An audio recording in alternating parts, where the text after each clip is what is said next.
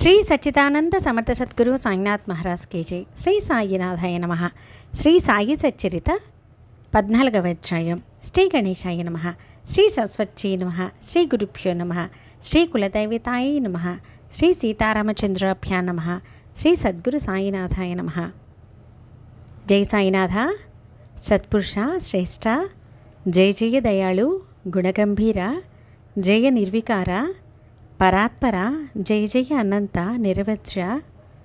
భక్తులపైన ఉన్న దయతో వారికి తెలియకుండానే మీరు వారిపై దృష్టి నుంచి అనేక మిషలతో వారికి మీ సాన్నిధ్యాన్ని కలుగజేసి వారిని కష్టాల నుండి తరింపచేస్తారు.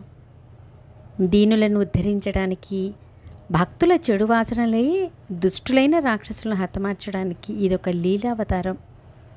మీ వద్దకు సద్భావంతో వచ్చిన వారు ఆత్మస్వరూపం యొక్క ఆనంద రసాన్ని పానం చేశారు.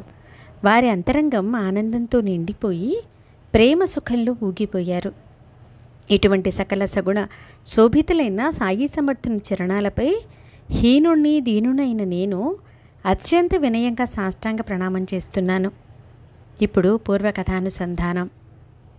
నల్లకుక్కకు పెరిగన్న పెట్టగా చలిజ్వరం తొలగిపోయిన కథ అయింది. దుర్భరమైన కలరా వ్యాధి బాబా చూపుడు వెలితో బెదిరించి జావ తాగించగా తొలగడం, వేయించిన శనగపప్పు తినిపించగా విరోచనాలు మాయమవడం, మరియు ఒకరి కడుపు సుల, మరొకరి కరణవ్యాధి, ఇంకొకరి బలీయమైన క్షయరోగం సాయి దర్శనంతో నశించిపోవడం విన్నాం. శ్రీ సాయి దయతో భీమాజీ సుఖసంపన్నంగా సాయి యందు సంపూర్ణ కృతజ్ఞతతో సాయి చరణాలకు పూర్తిగా శరణుచొచ్చాడు. ఇప్పుడు అద్వితీయమైన అపూర్వ చమత్కార కథను శ్రోతలు అత్యంత ఆదరంతో వినడానికి కుతూహలంగా ఉన్నారని సాదరంగా వినిపిస్తున్నాను. శ్రోతలు సావధానులై ఉండకపోతే వక్తకు కథ ఎలా స్ఫురిస్తుంది? కథనం ఉత్కృష్టంగా ఎలా ఉంటుంది? కథ ఎలా రసవంతమవుతుంది? వక్త కథను ఎలా వివరించగలడు? వక్త ఎప్పుడూ శ్రోతల ఆధీనంలోనే ఉంటాడు. శ్రోతలే అతని ఆధారం. వారి వల్లే రసమాధుర్యం అధికమవుతుంది. ఇది సత్పురుషుల చరిత్ర. అందుకే సహజంగా అన్ని విధాలా మధురం. సత్పురుషుల ఆహార విహారాలు మధురం. సహజంగా పలికే వారి వచనాలు మధురం. ఇది కేవలం వారి జీవిత చరిత్ర కాదు. దయాఘనులైన సాయి మహారాజు భక్తుల కొరకు తమ స్మరణ అనే సాధన చేయించడానికి ప్రేమగా ఆత్మస్వరూప ఆనందాన్ని కురిపించారు. ప్రవృత్తి మార్గ విషయాలను చెప్తూనే వారు నివృత్తి మార్గంలో ప్రవేశపెడతారు. ఈ విధంగా ఇది లౌకికాన్ని పరమార్థాన్ని సాధింపచేసే సత్పురుషుని కథ. అంటే ప్రపంచంలో సుఖంగా ఉంటూనే సావధానంగా మానవ శరీరాన్ని తప్పక సార్థకం చేసుకోవాలి. అనేక జన్మల పుణ్యఫలంగా ఆశించకుండానే జీవునికి మానవ శరీరం లభిస్తుంది. శరీరంలో పారమార్థాన్ని తెలుసుకున్నవారు అదృష్టవంతులు. ఈ శరీరాన్ని సార్థకం చేసుకొని వారు భూమికి భారంగా నిరర్థకంగా జన్మించినట్టు. అటువంటి వారికి పశువు కంటే అధికమైన సుఖం ఏం లభిస్తుంది? ఆహార, నిద్ర, భయం, మైథునాలు వీనికంటే వేరి దేనినీ ఎరుగని నరులు కేవలం కొమ్మలు తోకలేని పశు సమానులు. గొప్పదైన ఈ మానవ జన్మ వల్లే భగవద్భక్తిని సాధించగలగడం. దీనివలననే 4 ముక్తులు మరియు ఆత్మసాక్షాత్కారం కూడా ప్రాప్తిస్తాయి. ఈ ప్రపంచం మేఘాలిపైని మెరుపుతీగ వలె చంచలమైంది. ఇక్కడ కాలరూప సర్పం కాటేసిన లోకులకు సుఖగడియలు దుర్లభం. తల్లి, తండ్రి, అన్న, చెల్లి, భార్యాభర్త, కొడుకు, కూతురు, పెదతండ్రి, పినతండ్రి వీరంతా నదీ ప్రవాహంలోని కర్రల వలననే ఒకచోట కలిసి ఉన్నట్లుగా ఉంటారు. కర్రలు ఆ క్షణం అలా కనిపించినా అవి అలల తాకిడికి విడిపోయి మరలా కలుసుకోవు. అట్లే వీరు కలుసుకోరు. తమ శ్రేయస్సును సాధించుకోలేని జనులు కన్నతల్లిని వ్యర్థంగా కష్టపెట్టిన వారే. సత్పురుషుల చరణాలను ఆశ్రయించకపోతే ఈ జన్మ వ్యర్థం. జీవుడు జన్మించిన వెంటనే మృత్యు మార్గంలో పడతాడు. ఇవాళో రేపో ఎల్లుండో ఈ జన్మను నమ్ముకుంటే నరుడు మోసపోయినట్లే. అందువల్ల మరణాన్ని ఎప్పుడూ స్మరణ ఉంచుకోవాలి. శరీరం కాలునికి ఆహారం. ఇది ఈ ప్రపంచ లక్షణం. అందువల్ల అప్రమత్తంగా ఉండాలి. ప్రపంచ వ్యవహారాల్లో జాగ్రత్తగా నడుచుకుంటే పరమార్థం అనాయాసంగా లభిస్తుంది. ప్రపంచ వ్యవహారాల్లోనూ పురుషార్థాలను సాధించుకోవడంలోనూ సోమరితనం, ఉదాసీనత పనికిరావు. సాయి కథను ప్రేమతో వింటే శుభం కలుగుతుంది మరియు సాయి చరణాల యందు భక్తి అభివృద్ధి అయి సుఖాల నిధి లభిస్తుంది. సాయి యందు సంపూర్ణ ప్రేమ ఉన్నవారికి ఈ కథల సాముదాయం సాయి చరణల కమలాలను అనుక్షణం గుర్తుకు తెస్తుంది మరియు మాటలతో వర్ణించలేని వారి మహిమను మాటలతో వివరిస్తుంది. ఇంద్రియాలకు అందని వారిని ఇంద్రియాలతో సేవించేలా చేస్తుంది. ఈ కథామృతాన్ని ఎంత పానం చేసినా సంపూర్ణ తృప్తి లభించదు. సత్పురుషుల లీలలు ఆత్కర్యం అంతులేనివి. వారి మహిమలు అనిర్వచనీయం. వానిని మాటలలో సంపూర్ణంగా చెప్పగల సమర్థులెవరు? ఈ కథలు నిత్యం చెవులలో పడుతుంటే సాయి ఎల్లప్పుడూ కళ్ళల్లో మనసులో మెదులుతుంటారు. పగలు రాత్రి మన స్మరణలో చింతనలో ధ్యానంలో ఉంటారు. జాగృతావస్థలోనూ స్వప్నంలో కూర్చున్నా లేచినా భోంచేస్తున్నా పడుకున్నా జనుల మధ్య ఉన్నా వనాలలోకి వెళ్ళినా ఎక్కడున్నా వారు ఎల్లప్పుడూ మన వెంటే ఉన్నట్టు అనిపిస్తుంది. ఈ విధంగా నిధి ధ్యానాలను చేస్తే మనసు ఉన్మని స్థితి పొందుతుంది. ఇలా అనుదినం జరుగుతుంటే చిత్తం చైతన్యమయమవుతుంది. ఇక తర్వాత కథా సంగతి. గతాధ్యాయం చివరి చెప్పిన దానిని మొదలు పెడతాను. శ్రోతలు శ్రద్ధగా వినండి. భక్తిభావమని పూరి హల్వా తినగలిగినంత ఎంతైనా తినవచ్చు. గొంతు వరకు సేవించినా ఎన్నడూ పూర్తిగా తృప్తి కలగదు. ఇప్పుడు మరో కథ. శ్రోతలు శ్రద్ధగా వింటే సత్పురుషుల దర్శనంతో మనసు దృఢమై జన్మ సార్థకమవుతుంది. బాబా పైకి కనిపించేలా ఏమీ చేసేవారు కాదు. తమ స్థానం విడిచి ఎక్కడికి వెళ్ళేవారు కాదు. అయినా కూర్చున్న చోటే సర్వం తెలుసుకుంటున్నట్లుగా అందరికీ అనుభవాన్ని కలిగించేవారు. మన శరీరంలో ఉన్న సత్తత్వమే అఖిల బ్రహ్మాండంలోనూ ఉంది. శరీరం పైన భ్రాంతిని మరిచిపోయి ఎప్పుడూ అభేదాన్ని అవలోకించాలి. ఈ సత్తత్వాన్ని శరణుచొచ్చిన వారికి అందరూ ఒకటేనన్న ఏకత్వ భావం ఉంటుంది. అలా కాక అనేకత్వ భావం ఉంటే జనన మరణ పరంపర తప్పదు. ఈ అనేకత్వ భావాన్ని కలిగించే బుద్ధి అజ్ఞానమే అని త్రిశుద్ధిగా తెలుసుకోవాలి. గురువు సాంగత్యంతో చిత్తశుద్ధి కలిగి ఆత్మస్వరూప జ్ఞానం కలుగుతుంది. అజ్ఞాన నివృత్తియే ఏకత్వ ప్రాప్తి. అజ్ఞానం తొలగిపోతే అంతా ఒకటే అన్న జ్ఞానం కలుగుతుంది. భేదబుద్ధి అంతఃకరణలో అణుమాత్రం ఉన్న ఏకత్వభావం ఎట్లా ఉంటుంది? ఆ బ్రహ్మాది స్థావరాలలో వివిధ ఉపాధులలో ఓతప్రోతమై ఉన్న బ్రహ్మతత్వం అవివేకులకు బ్రహ్మవలె అగుపించదు. సకల విజ్ఞాన ఘన స్వభావం కలిగి ప్రపంచ వ్యవహారాల్లో నిరాసక్తితో ఉండి నామరూపాలకు అతీతంగా ఉన్నవారే నిరయవ బ్రహ్మ. ఉపాధి భేదాల వలన అజ్ఞానం మోహాది సంభ్రమముల కారణంగా భిన్నత్వానికి అలిపడి పెట్టిన చిత్తానికి ఏకత్వ జ్ఞానపొదతో స్వస్థత చేకూరుతుంది. నేను వేరు జనం వేరు కాదు, విభిన్నంగా ఏదీ లేదు. అంతటా ఒకే తత్వం వ్యాపించి ఉంది, కానీ వేరుగా మరేదీ లేదు. వివిధ నామరూపాలలో కార్యకలాపాలు చేసేవన్నీ ఉపాధులే అని తెలుసుకొని భేదబుద్ధిని త్యజించడం, అదే బ్రహ్మ అవడం. జగమంతటా దశ దిశలా నేనే వ్యాపించున్నాను, నేను లేని చోటంటూ లేదు, నాకంటే అన్యులెవరూ లేరు అన్న ఇదే భావాన్ని దృఢపరుచుకొని మాయా భ్రమను తొలగించుకోవాలి. నాకంటే వేరు వస్తువు ఏదీ లేదు అని తెలుసుకొని మనసును ఆత్మయందు స్థిరపరచాలి. భేదభావం అసలు ఎలా ఉత్పన్నమవుతుంది అని శ్రోతలకు సంశయం కలగడం సహజం. జీవుడు జ్ఞాత అంటే తెలుసుకునేవాడు, బ్రహ్మజ్ఞేయం అంటే తెలుసుకొనబడేది.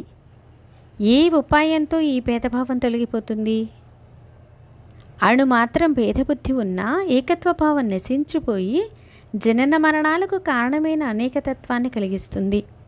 అజ్ఞానాంధకార దృష్టి తొలగిపోతే నానా రకాలుగా ఉన్న సకల సృష్టి లోపించిపోయి ఒక్క ఆత్మస్వరూపమే దృష్టి అందుంటుంది.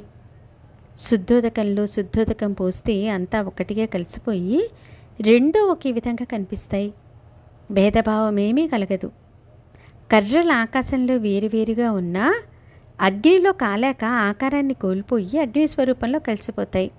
అలాగే ఆత్మ ఒక్కటే అన్న జ్ఞానాన్ని వేరే ప్రమాణాలతో ప్రతిపాదించవసరం లేదు. ఆత్మ ఎప్పుడూ ఏ రూపం లేకుండా సర్వ ప్రాణులలో పరిపూర్ణంగా ఉంటుంది. మిథ్యారోపం కారణంగా మనసు ఇప్పుడు భ్రమలకు లోనే జనన మరణ దుఃఖాలను అనుభవిస్తూ జీవులు ఎప్పుడూ అశాంతంగా ఉంటారు. నామరూపాది ఉపాధులను త్యజించి విశుద్ధమైన విజ్ఞానాన్ని సాధించిన సిద్ధులను మాయ బాధపెట్టదు. వారు సదా ఆత్మానందంలో లీనమై ఉంటారు. ఇటువంటి స్థితికి ప్రత్యక్ష ఉదాహరణ శ్రీ సాయి చరణాలు. వారి దర్శన భాగ్యాన్ని పొందిన వారు ధన్యులు. నీటిలో కనిపిస్తున్న చంద్రుడు నీటికి అతీతంగా ఉన్నట్లు సత్పురుషులు భక్తులతో పరివేష్టితులై ఉండి కూడా వాస్తవానికి వారికి అలిప్తంగా ఉంటారు. వారి చుట్టూ భక్తులున్నా వారికి ఎవరి యందు మోహ మమకారాలు ఉండవు. వారి చిత్తవృత్తి ఆత్మస్వరూపంలో ఉంటుంది కనుక వారి దృశ్యాలకు విముఖంగా ఉంటారు. భగవంతుడు ఇటువంటి మహాసత్పురుషుల ఆధీనంలో ఉంటాడు. వారికి సిద్ధించిందేదీ లేదు, వారెరగందేదీ లేదు. జగత్తులో ఉపదేశాలు ఇచ్చే గురువులు, పుచ్చుకునే శిష్యులు అసంఖ్యాకంగా ఉంటారు. కానీ ఉపదేశాలతో పాటు అనుభవాలను ప్రసాదించేవారు అరుదు. ఈ వర్ణనను చాలించి ఒక ముఖ్య కథలోకి వద్దాం. శ్రోతలు ఉత్సుకతతో ఉన్నారు కదా, విని లాభం పొందండి. మొఘల సామ్రాజ్యంలోని నాందేడ్ పట్టణంలో ప్రసిద్ధి చెందిన ఒక పార్సీ వ్యాపారి ఉండేవాడు. గొప్ప ధార్మికుడు, పేరు రతన్జీ. లోకులు ఇతనిని ప్రేమించేవారు. అతనికి గుర్రాలు, బళ్ళు, పొలాలు మొదలగు ధనసంపద సమృద్ధిగా ఉండేది.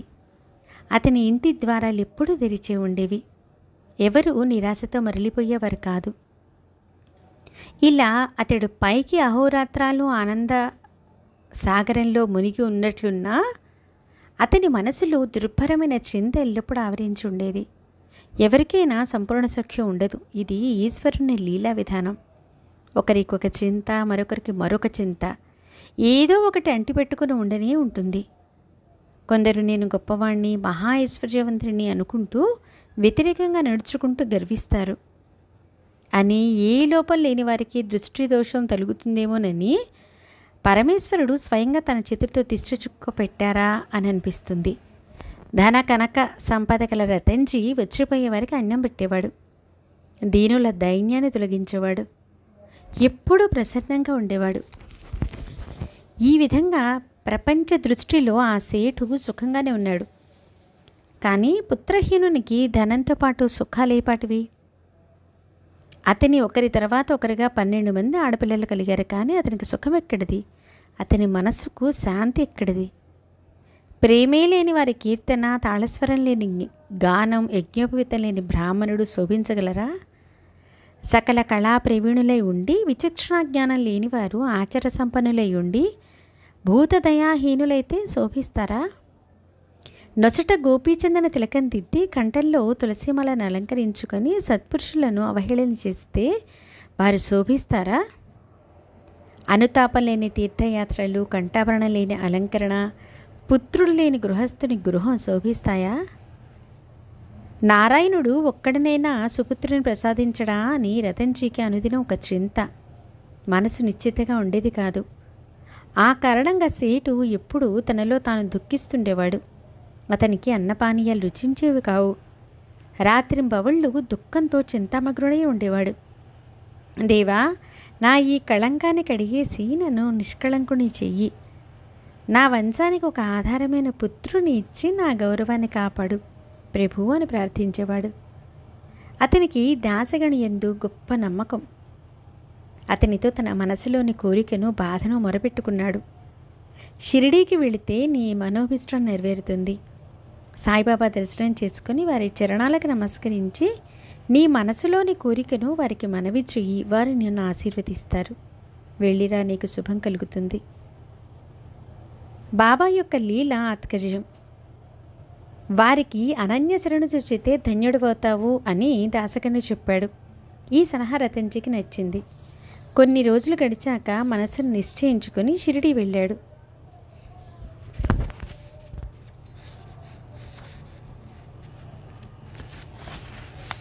మనసులో బాబా దర్శనం చేసుకుని వారి పాదాలకు సాష్టాంగ నమస్కారం చేశాడు.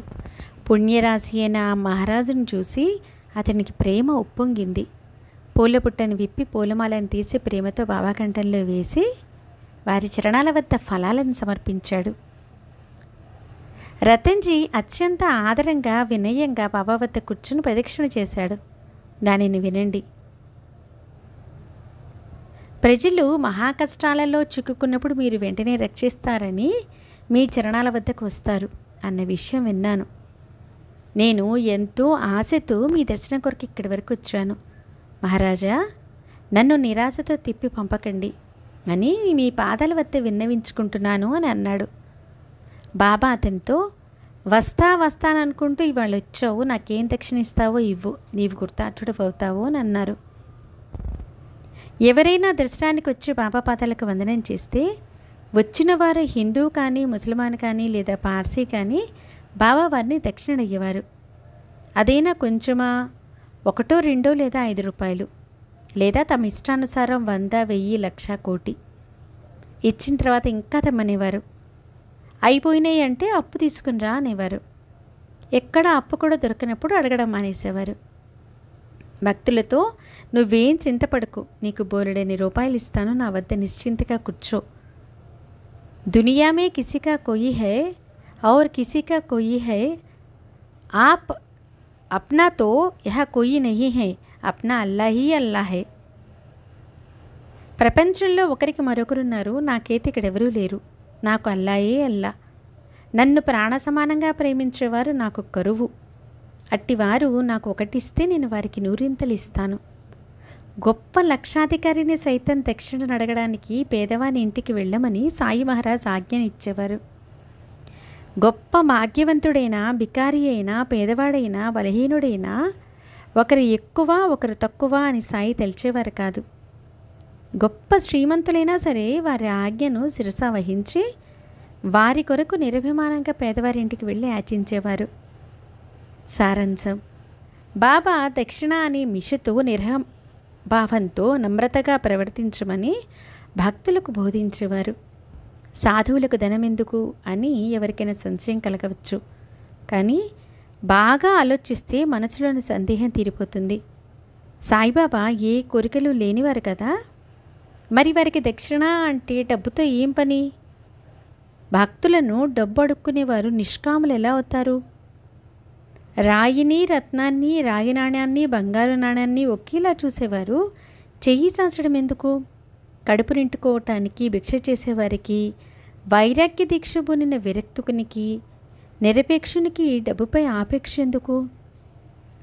అష్టసిద్ధులు జోడించుకొని ఎల్లప్పుడూ ఎవరి ద్వారం వద్ద కూర్చుని ఉంటాయో, నవనిధులు ఎవరి ఆజ్ఞను పాటిస్తాయో అట్టివారు డబ్బును అడుక్కోవటమా? ఐహిక సుఖాలను తన్నివేసి ఆముష్కాల వైపు అసలు చూడని సమదర్శికి, విరాగికి ధనమెందుకు? ఉత్తమమైన సాధు సజ్జనులు, సత్పురుషులు, భక్తపరాయణులు భక్తుల శ్రేయస్సు కోసం జీవిస్తారు. వారికి ధనమెందుకు? సాధువుకు దక్షిణతో ఏం అవసరం? వారు ఏ కోరికలు లేకుండా ఉండాలి కదా. ఫకీరులా ఉన్నా లోభం వదలలేదు. నిత్యం డబ్బును ఆరాధించడమా? ప్రథమ దర్శనంలో దక్షిణ పుచ్చుకొని పునర్దర్శనంలో మరలా దక్షిణ అడుగుతారు. చివరకు సెలవు తీసుకునేటప్పుడు దక్షిణం తెమ్మంటారు. మాటిమాటికి ఇదేమిటి? మొదట పానీయం, ఉత్తరాపశవనం, తర్వాత హస్తాముఖ ప్రక్షాళనం, కరోద్వర్తన, తాంబూలదానం, ఇవన్నీ అయ్యాకే దక్షిణ కదా. కానీ బాబా యొక్క క్రమం విచిత్రం. చందన విలేపంతోనూ పుష్పాక్షలతోనూ అలంకరించేటప్పుడు దక్షిణ తెమ్మని కోరేవారు. ఆరంభంలోనే అంటే పూజార్చనలకు ముందే దక్షిణ అడిగేవారు. ఓం తత్ బ్రహ్మణమస్తు అని వెంటనే అనాలి. అలా ఎందుకు అన్న సందేహం తీరడానికి ఎక్కువ శ్రమ పడాల్సిన అవసరం లేదు. కాస్త సావధానంలో ఉంటే సంశయ నివృత్తి అవుతుంది. ధర్మకర్మలను చేయాలనే ఆశయంతోనే ధనాన్ని కూడబెట్టాలి. కానీ చాలా ధనం వ్యర్థమైన కోరికల కోసం, విషయ సుఖాల కోసం వెచ్చింపబడుతుంది. ధనం ద్వారా ధర్మకార్యాలు జరగాలి. ఆ ధర్మం ద్వారా జ్ఞానం కలగాలి. ధర్మం స్వార్థం కొరకు చేసిన పరమార్థ మార్గంలో పడి మనసుకు శాంతి లభిస్తుంది. మొదట చాలా కాలం వరకు బాబా ఎవరి వద్ద ఏమీ తీసుకునేవారు కాదు. కాలిపోయిన అగ్గిపుల్లలను సేకరించి జేబులో నింపుకునేవారు. భక్తులైనా కాకపోయినా ఎవరిని ఏం అడిగేవారు కాదు. ఎవరైనా దమ్మిడి దుగ్గాని ఇస్తే దాంతో పొగాకు లేదా నూనె తెప్పించేవారు. వారికి పొగాకు ఇష్టం. బీడి కానీ చిలుము కానీ పిలిచేవారు. ఆ చిలుము గొట్టం యొక్క సేవ కూడా అపారం. చాలా వరకు అది పొగలేకుండానే ఉండేది కాదు. సత్పురుషుల దర్శనానికి దక్షిణ లేకుండా రక్తహస్తాలతో ఎలా వెళ్ళాలని ఎవరికైనా అనిపిస్తుంది. అందువల్ల బాబా దక్షిణ తీసుకునేవారు. దమ్మిడిని ఇస్తే దాన్ని జేబులో వేసుకునేవారు. ఎవరైనా 2 పైసల నాణాన్ని ఇస్తే దాన్ని అలాగే తిరిగి ఇచ్చేసేవారు. ఇలా చాలా కాలం గడిచింది. తర్వాత కొంతకాలానికి సాయిబాబా మహత్యం పెరిగింది. భక్తులు గుంపులు గుంపులుగా రాసాగారు. పద్ధతి ప్రకారం పూజలు జరిగేవి. సువర్ణ పుష్పం అంటే దక్షిణ లేకుండా పూజ పూర్తి కాదు. ఈ పూజా విధానం పూజ చేసేవారికి తెలుసు. రాజాభిషేకంలోనూ పాదపూజలలోనూ పూజ చేసేవారు కానుకలను తెస్తారు కదా, అట్లే గురు పూజలో కూడా దక్షిణను సమర్పిస్తారు. దక్షిణని ఇచ్చేవారు ఉన్నత స్థితిని పొందుతారు. సువర్ణదానం చేసిన వారు పరిశుద్ధ చిత్తులై జ్ఞానులవుతారని వేద మంత్రాల్లో చెప్పబడి ఉంది. చందన ప్రదానం వలన సౌమంగళ్యము, అక్షతలను అర్పిస్తే ఆయువర్ధనం, పుష్పాలు తాంబూలాన్ని అర్పిస్తే ఐశ్వర్యం, దక్షిణ సమర్పిస్తే ధన సమృద్ధి. పూజా ద్రవ్యాలలో గంధాక్షతలు, పూలు, తాంబూలు ముఖ్యమైనట్లే సువర్ణ పుష్పం అంటే దక్షిణ కూడా అవసరం. దక్షిణతో బహుధన ప్రాప్తి.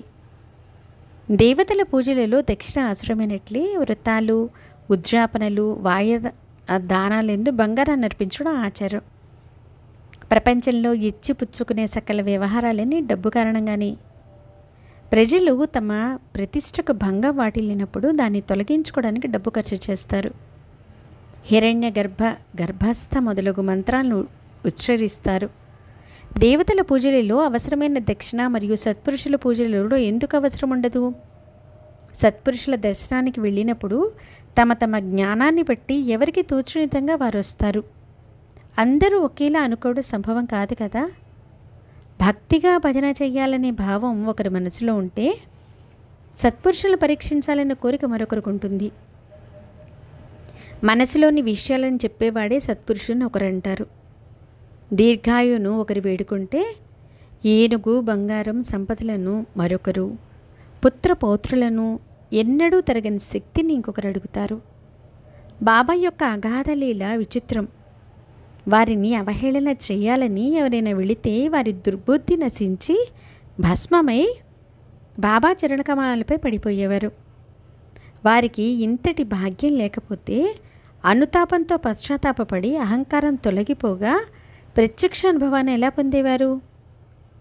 సర్వసాధారణంగా భక్తులు ప్రాపంచిక విషయాలలో ఆసక్తులై ఉంటారు. దక్షిణ ప్రదానం వల్ల వారి చిత్తం పరిశుద్ధం అవ్వాలని బాబా సంకల్పం. యజ్ఞేన దానేన తపసా ఈ వేదవాక్యంలో ఆత్మజ్ఞానాన్ని పొందాలన్న ఉత్సుకత గల వారికి దక్షిణ ప్రదానం సాధనోపాయమని స్పష్టంగా చెప్పబడింది. భక్తులు స్వార్థులు కానీ పరమార్థులు కానీ తమ మనోభీష్ట ప్రాప్తికి తమ శ్రేయస్సు కోసం గురువులకు దక్షిణనివ్వాలి. ప్రజాపతి తన సంతానమైన దేవతలకు, దైత్యులకు, మానవులకు వారి బ్రహ్మచర్యం ముగిసిన తర్వాత ఉపదేశాన్ని కోరినప్పుడు ఇదే చెప్పాడు. దా అను ఒక అక్షరాన్ని ఉపదేశం చేశాడు. దీనిని వారెలా గ్రహించాలో తెలుసుకొని దానిని దృఢపరిచాడు. గురు శిష్యుల లీల విలక్షణమైంది. దా అంటే దమనం, సంయమనంతో ఉండాలని, దేవతలు దయ కలిగి ఉండాలని, అసురులు దానమివ్వాలని మానవులు అర్థం చేసుకున్నారు. దానిని ప్రజాపతి బాగా ఉందని సమర్థించాడు. దేవతలు అన్యులెవరో కాదు, మానవులే కానీ భిన్న స్వభావం కలవారు. ఉత్తమ గుణసంపద ఉండి సంయమం లేని వారిని దేవతలు అంటారు. దుష్టులు, క్రూరులు, హింసావరులైన రాక్షసులు మానవుల్లోనే ఉన్నారు. మానవులను భయంకరమైన లోభం పీడిస్తూ ఉంది. ఇలా మానవులు 3 రకాలుగా ఉంటారు. మానవుల ప్రధానమైన అవగుణం లోభం. కృపాసాగరులైన సాయినాథులకు భక్తులకు తమ చేతిని అందించి ఈ లోభమనే గోతిలో నుండి పైకి లాగుతారు. తైత్తిరోపనిషత్తులోని 11వ అనువాకంలో అనేక రకాల దానాలలోని పద్ధతులు విధించబడి ఉన్నాయి. వానిలో ముఖ్యమైన వానిని వినండి. దానం ఎప్పుడు శ్రద్ధతో ఇవ్వాలి. శ్రద్ధ లేకుండా ఇస్తే ఫలితం ఉండదు. రాజాజ్ఞ పట్ల, శాస్త్రాజ్ఞ పట్ల భీతి ఉండాలి. ఏదైనా సరే అణుకువతో సిగ్గుపడుతూ ఇవ్వాలి. వివాహాది శుభ సందర్భాలలో కానుకలను, డబ్బులను ఇవ్వవలసి ఉంటుంది. అలా ఇచ్చి మిత్రధర్మాన్ని నిలబెట్టుకోవాలని ప్రాపంచిక వ్యవహారం మనకు బోధిస్తుంది.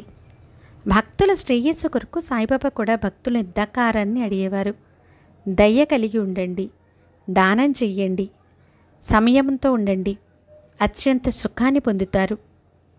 దయ లేకుండా, సంయమం లేకుండా, దానం చేయకుండా ఉండడం, ఈ 3 దోషాలన్నీ తొలగించడానికి గురుదేవులు భక్తులకు దా అనే ఏకాక్షర చిన్న ఉపాయాన్ని తెలియచేశారు. కామం, క్రోధం మరియు లోభం ఇవి ఆత్మోన్నతికి అవరోధాలు. వీటిని జయించడం అత్యంత కష్టం కనుక దానికి ఇది సులభోపాయం. శృతిలో వలనే స్మృతిలో కూడా ఇది చెప్పబడి ఉంది. శ్రోతలకు వివరంగా తెలియడానికి కింద వ్రాస్తున్నాను. త్రివిధం నరకశేచ్యం ద్వారం నాశయామాత్మనః కామః క్రోధః స్తదా లోభస్తస్మాత్ ఏతత్ త్రయం త్యజత్. భగవద్గీత 16వ అధ్యాయం 21వ శ్లోకం. కామ, క్రోధ, లోభాలు నరకానికి 3 ద్వారాలు. వీని వల్ల ఆత్మ వినాశనం. అందువలన ఈ 3టిని త్యజించాలి. పరమదయాళువైన సాయి సమర్థులు భక్తుల శ్రేయస్సును సాధించడానికి వారి కొరకే దక్షిణను అడిగి వారికి త్యాగాన్ని బోధించేవారు. అసలు దక్షిణ యొక్క విశిష్టత ఏంటి? గురువు యొక్క ఉపదేశాన్ని సాధించడానికి ప్రాణాలను సైతం ఇవ్వడానికి సిద్ధంగా లేని వారికి పరమార్థం ఎలా సిద్ధిస్తుంది? వాస్తవానికి భక్తుల శ్రేయస్సు కొరకు కాకపోతే బాబాకు దక్షిణ అడిగే అవసరం ఏముంది? వారి జీవితం దక్షిణపై ఆధారపడి లేదు. వారు పొట్ట కోసం భిక్షను అడుక్కునేవారు. దక్షిణ వారి స్వార్థం కోసం కాదు. దక్షిణ ప్రదానంతో భక్తుల మనస్సు పరిశుద్ధం కావాలని వారి ఉద్దేశం. పైన సూచించిన వేద వచానుసారం దక్షిణ ప్రదానం నెరవేరకుండా పూజ సంపూర్ణం కాదు. ఈ దక్షిణ ప్రసంగాన్ని ఇక్కడ చాలిద్దాం. దక్షిణ యొక్క ఉద్దేశాన్ని బాగా చర్చించడమైనది. బాబాకు దక్షిణపై అభిలాష లేదు.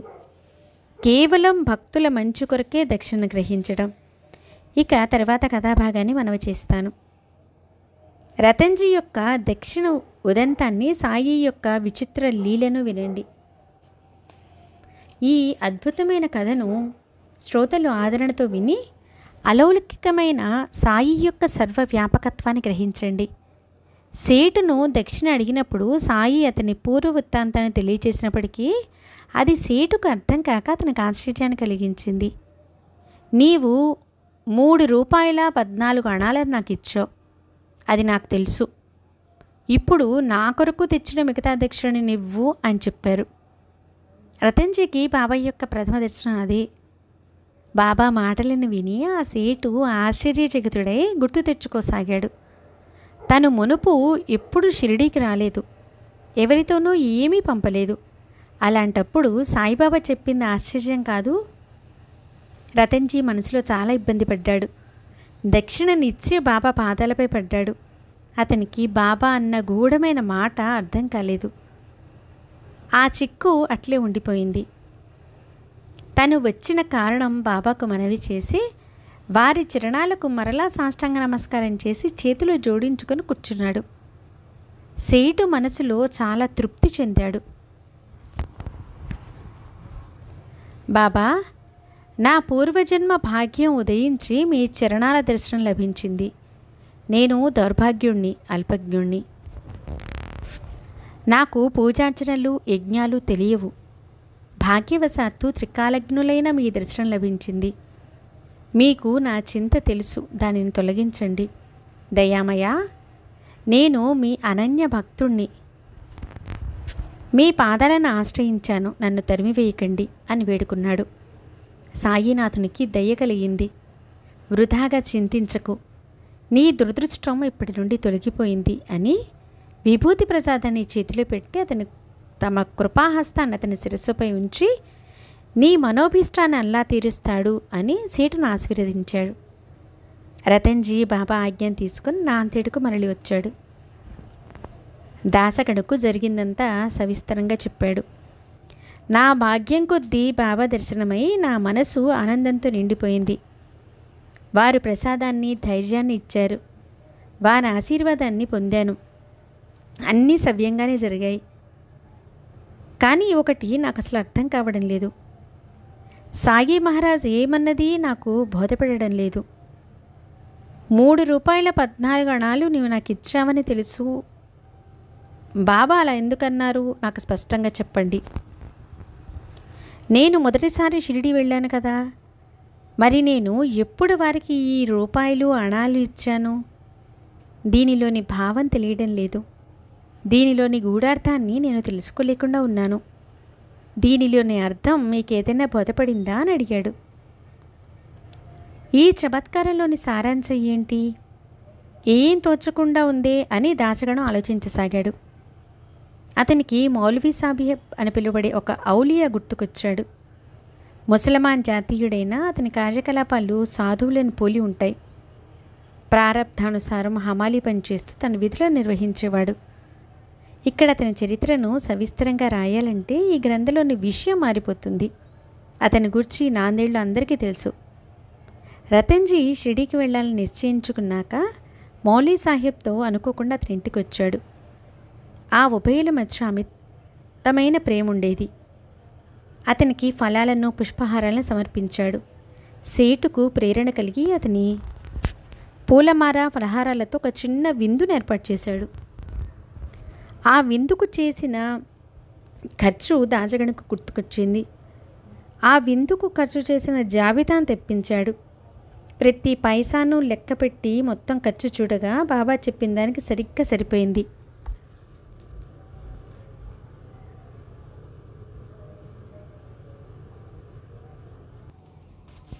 3 రూపాయల 14 అణాలు. అంతకు ఎక్కువ కాదు, తక్కువ కాదు, సరిగ్గా అంతే. ఆ ఖర్చు రసీదును బాబా ఇవ్వటం అందరికీ అత్యంత ఆశ్చర్యాన్ని కలిగించింది. సాయి మహారాజు జ్ఞానరాశి. మసీదులో కూర్చునే భూత భవిష్యత్ వర్తమానాలు ఎక్కడ ఏ దేశంలో జరిగినా తెలుసుకుంటారు. సర్వ ప్రాణులతో సాయి సమర్థులకు ఏకత్వ భావం ఉంటే తప్ప ఇలా ఇతరుల అనుభవాన్ని చెప్పగలరా? షిరిడి నుండి నాందేడు దూరం. రెండి మధ్యన చాలా అంతరం ఉంది. ఉభయ సాధువులు ఒకరినొకరు ఎరుగరు. మరి ఈ తంతి వార్త సాయికి ఎలా వచ్చింది? సాయి మహారాజు వేరు, మౌలవీ సాహెబ్ వేరు అనే భేదబుద్ధి ఆ ఉభయుల్లోనూ లేదు. మౌలవీలోని ఆత్మ అందరిలోనూ ఉన్న సర్వాంతరాత్మ. ఇటువంటి ఏకాత్మభావంలోని మనమానే తెలుసుకున్నవారు ధన్యులు. ఆ ఇద్దరు శరీరాలు పైకి వేరువేరుగా ఉన్నా లోపల ఇద్దరు ఒకటిగానే ఉన్నారు. వారి ఇద్దరు అని చెప్పడం సరికాదు, ఎందుకంటే వారు వేరువేరుగా ఎప్పుడూ లేరు. ఆ ఇద్దరిది ఒకే జ్ఞానం, ఒకే ప్రాణం, ఒకే అనుసంధానం, సమసమానంగా ఒకే వృత్తి, ఒకే చైతన్యం. షిరిడి నాందేడుల మధ్య చాలా దూరం, అయినా ఇద్దరిలో ఒకే మనసు. ఒకరి శరీరం అయితే ఒకరి ప్రాణం. అందువలనే వారిద్దరి మధ్య తంతి వార్త. ఈ సత్పురుషులు ఎంతటి అద్భుతమైన వారు! సృష్టిలో ఎక్కడ ఏం జరిగినా తంత్రయంత్రంలో ఏ తీగలు లేకుండానే వారికి సమస్త అవగతమవుతుంది. తర్వాత కొంతకాలానికి దైవానుగ్రహం వల్ల రతన్జీ భార్య గర్భం ధరించింది. అతనికి ఆశావృక్షం ఫలించింది. ఒక శుభ సమయాన భార్య ప్రసవించింది. బాబా ఆశీర్వచనం సత్యమై అతనికి పుత్రరత్నం ప్రాప్తించగా రతన్జీ ఆనందించాడు. అనేక సంవత్సరాలు వర్షాలు లేని చోట అకస్మాత్తుగా పర్జన్యుడు వర్షించినట్లు పుత్ర సంతాన ప్రాప్తితో సేటు పూర్తిగా సంతృప్తి చెందాడు. అలా ఆ వంశవృక్షం ఫలించింది. క్రమక్రమంగా అభివృద్ధి అయి సంతానంతో రతన్జీ సుఖంగా ఉన్నాడు. తన మనోభిష్టం తీరిన తర్వాత రతన్జీ సాయి దర్శనానికి వెళ్ళి వారి ఆశీర్వాదాలను పొంది సంతుష్టుడయ్యాడు. వసంతంలో మామిడికాయలు బాగా కాసినా అన్ని ఫలాలు కావు. అట్లే 12 సంతానంలో 4 బతికారు. ప్రస్తుతం సుఖంగా ఉన్నారు. ఏం జరిగినా మనసు సంతృప్తి చెందాలని శాంత స్వభావుడైన రతన్జీ కించితైనా విచారించలేదు. ఇక తర్వాత కథాసారం. సాయి స్థిరచరాలలో నిండి ఉన్నారు. ఎవరైనా సరే ఎక్కడైనా స్థిరంగా కూర్చుని కూడా ఈ అనుభవాన్ని పొందవచ్చు. ఠాణా పట్టణంలో నిస్సహాయుడైన చోళకర్ అని ఒక పేదవాడు ఉండేవాడు. అతని భక్తిభావానికి గురువు ప్రసన్నులయ్యారు. అతడు సాయిని మునిపెన్నడు చూడకుండానే మొక్కుకోగా అతని కోరిక తీరడం, బాబా అతనికి చక్కటి అనుభవాన్ని కలగజేయడం గురించి వినండి. ప్రేమ లేని భజన, అర్థం తెలుసుకోకుండా గ్రంథపఠన, భక్తి లేకుండా దేవుని పూజ ఇవన్నీ వ్యర్థం. కుంకం తిలకం లేని నొసట, అనుభవం లేని జ్ఞానం వ్యర్థం. ఇవి పుస్తకాల్లో నేర్పిన విద్యతో చెప్పేది కాదు. ఈ విలువను అనుభవంతో గ్రహించాలి. ఈ సాయిలీలా ప్రబంధం ఎందుకు నిమిత్తం, దీనితో అనుబంధం ఏమిటో నేను ఎరగను. బాబా ఏ ప్రయోజనానికి నాతో దీనిని వ్రాయిస్తున్నారో వారికే తెలుసు. అంతేకాక గ్రంథరచనకు అర్హత అవసరం. కేవలం నేను వారి సేవకుణ్ణి. వారి అనుమతితోనే ఈ కార్యాన్ని నిర్వహిస్తున్నాను. చాతక పక్షుల వల్లే తృష్ణార్తులైన శ్రోతల దప్పికను తీర్చడానికి స్వానందగనులైన సాయి సమర్థులు ఈ అగాధమైన కథాపానీయాన్ని వర్షింపచేశారు. ఎవరి శక్తి ప్రభావంతో ఈ వాక్కు ఈ చరిత్రను వర్ణిస్తుందో వారి చరణధూళి కణాలలో నా ఈ శరీరాన్ని దొర్లిస్తాను. ఈ వాక్కును నడిపించేది వారే. నా ద్వారా తమ కథను చెప్పించేది వారే. నా చంచల చిత్తం వారి పాదాల యందు స్థిరపడు కాక. ఈ శారీరక మరియు వాచిక కార్యముల వలనే అక్షయ సుఖదాయకమైన మానసిక భజన కూడా జరుగుకాక. నేను సాయిబాబా యొక్క విధేయుడైన పాదసేవకుడును. ఈ చరిత్ర చెప్పటం చెప్పించటం సాయియే అయినప్పుడు శ్రోతలు మాత్రం వేరే ఎలా అవుతారు? వారు కూడా సాయి కంటే వేరు కారు. ఇది కేవలం చరిత్రలా కనిపిస్తుంది, కానీ ఈ సకలము సాయి యొక్క లీల. సాయి స్వయంగా ప్రేమతో ఈ లీలను నిర్వహించారు. సాయిబాబా చరిత్ర అగాధం. సాయిబాబా నన్ను నిమిత్తమాత్రంగా చేసి తమ భక్తులకు విచిత్రమైన అనుభవాన్ని కలగచేసి భక్తులను సంతృష్టపరుస్తారు. ఇది చరిత్ర మాత్రమే కాదు, సుఖాలకు నిలయం, మధురమైన పరమామృతం. భాగ్యమున్నవారు దీనిని భక్తి భావంతో సేవించాలి. విచిత్రమైన గురుకృపా మహిమను మనం భక్తులం ఎల్లప్పుడూ గుర్తుంచుకోవాలని మరియు భక్తుల యొక్క శాంతి కలగాలని నేను గ్రంథరచనకు శ్రమపడ్డాను. ప్రేమతో ఈ చరిత్రను గానం చేస్తే భక్తులకు శ్రవణంలో ఆనందం అధికమవుతుంది. కథను చెప్పడంలో భక్తులకు భక్తి ప్రేమలు పెరుగుతాయి. అహోరాత్రాలు శ్రవణం చేస్తే మాయామోహ బంధనాలు విడిపోతాయి. త్రిపుటి తొలగిపోయి శ్రోతలు శుభసంపన్నులవుతారు. హేమాడ్ శ్రీ సాయి చరణాలను పట్టుకొని అనన్యభావంతో శరణుజొచ్చుతున్నాడు మరియు ఆ చరణాలను క్షణమైనా విడవకుండా అఖండ సాష్టాంగ ప్రణామం చేస్తున్నాడు. స్వస్తి శ్రీ సంత సజ్జన ప్రేరితము భక్త హేమాద్ పంత విరచితము అయిన శ్రీ సాయి సమర్థ సచ్చరిత్రలోని రతన్జీ సాయి సమాగమనమును 14వ అధ్యాయం సంపూర్ణం. శ్రీ సద్గురు సాయినాథార్పణమస్తు. శుభం భవతు. సచ్చిదానంద సమర్థ సద్గురు సాయినాథ్ మహారాజ్ కీ జై.